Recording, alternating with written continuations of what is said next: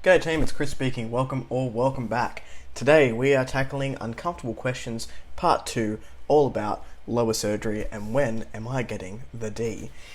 So, what happens to transmasculine people, I assume, this is just my experience, is that people assume that you are going to want to go the whole way, and by the whole way, I mean get all the surgeries so that you are fully a man.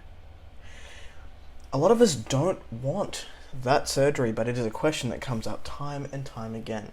I am someone who has been on testosterone now for 2 years. I have had my top surgery. I got my top surgery when I was 10 months on T.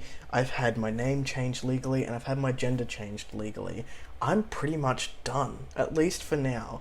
I don't have plans on getting lower surgery, but people assume that I do, so that there is a question that always sort of happens when talking about transitioning is like, when are you going to take the next step? Oh, I assume you want this surgery, so what's next for you? And it's not that people are doing this sort of cruelly. They're not trying to be malicious at all. It's just they assume that as someone who identifies as a male, that I want a penis. And it's really hard to have that conversation with people about, well, why does having a penis make a man? Why can't I be a man without one? Is it really that important to you that I have a penis to make me a man?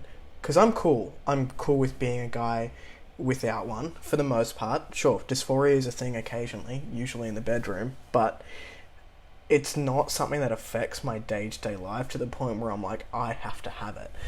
I know there are trans people, or trans-masculine people, I should say, out there who don't think that they can get through life without going for that lower surgery option, and that's their opinion.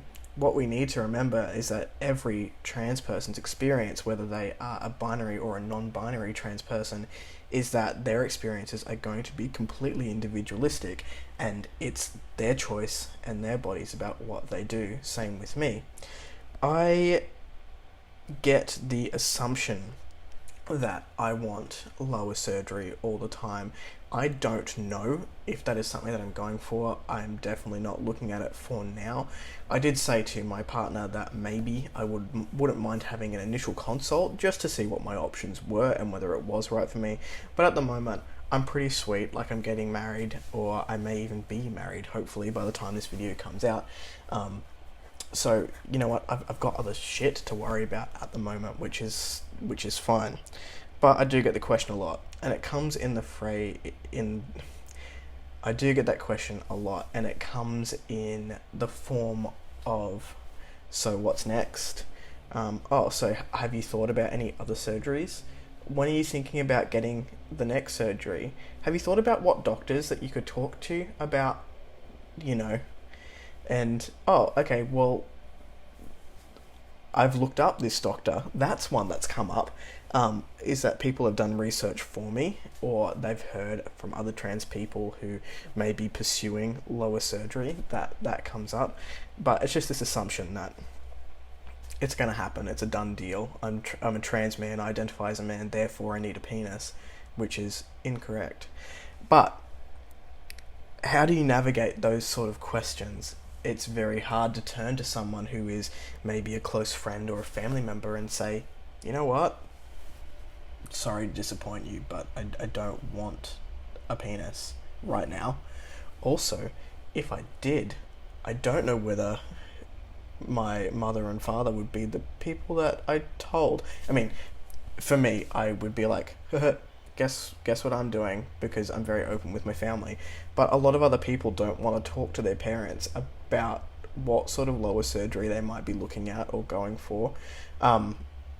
I don't like that there has to be an assumption that a trans person needs to have, alterations to their body just to exist. But it is something that a lot of us deal with. If it's not, the lower area, a lot of trans masculine people who have decided not to have top surgery will be asked when they're having surgery. It's like, you don't have to have it. You don't have to have it. The experience is that person's alone.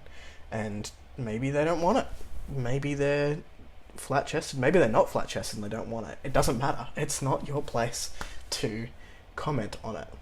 Anyway, that's another question, and if I'm answering it to you now, do I want a penis? I don't know. Check back with me later.